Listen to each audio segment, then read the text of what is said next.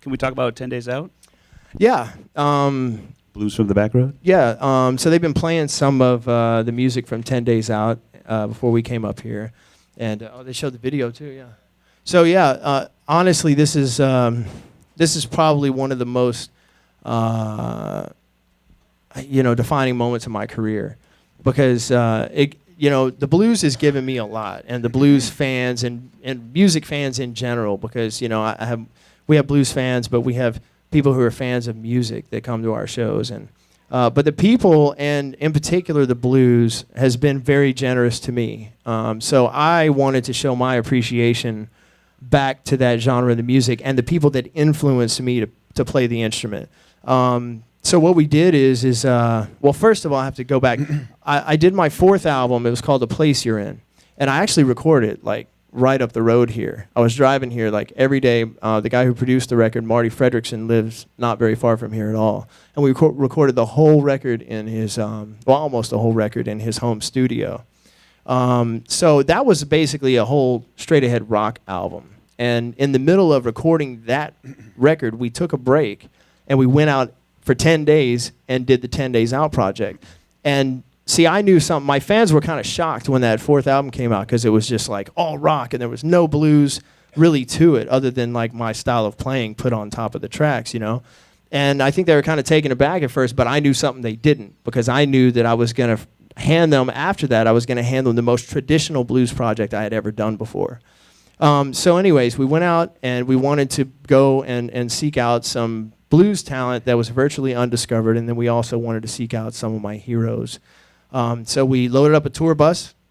I thought it was pretty innovative. We loaded up a tour bus with all this outboard gear and Pro Tools recording rig, put it all in the back lounge of the bus, and ran the snakes of the wires out the back window of the bus. And then we went to these blues guys' houses. A lot of times it was their house.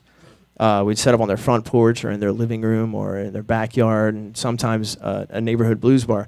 And we just pull up and we would set up and record right on the spot. There was really like not any rehearsals. We just walked in. We did it the old-fashioned way. We didn't do any overdubs. The whole album was recorded live.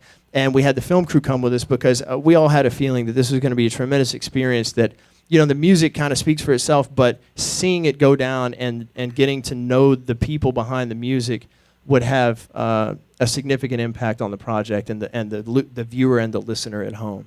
So we had the documentary done, and we did the record, and I got to play with guys like Clarence Gatemouth Brown and B.B. King and Hubert Sumlin and the guys from Howlin' Wolf's band and Pine Top Perkins and the guys from Muddy Waters band, who were big inspirations to me as a kid growing up learning how to play the blues.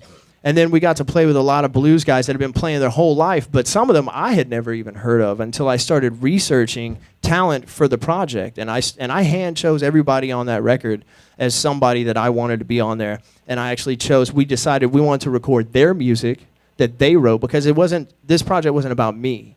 It wasn't like, let's take all these blues players and make them play Kenny Wayne Shepherd songs. It was, let's take Kenny Wayne Shepherd and Double Trouble and Noah Hunt, and let's go and find out about these artists, and play their music and back them up and give them a platform for their music. So there's a lot of people on there that you probably never heard of before this project. And 6 of the people have died since we did the project. And that just goes to show that there's a generation of blues musicians out there that's not going to be around forever. And in my opinion, they need to be respected and they need to be appreciated while they're here. And so I encourage you to go out and check the people out while they're still here. Thank you. I mean, it's the truth. And there's so many people that I wish I could have seen play. There's a couple of my heroes that I never got a chance to see play live, which was like Albert Collins and Albert King. So anyways, this project, for those people that did pass away, is going to create a legacy for them, a part of a legacy that they didn't have before, and it's going to keep their music available to the public for the rest of the time.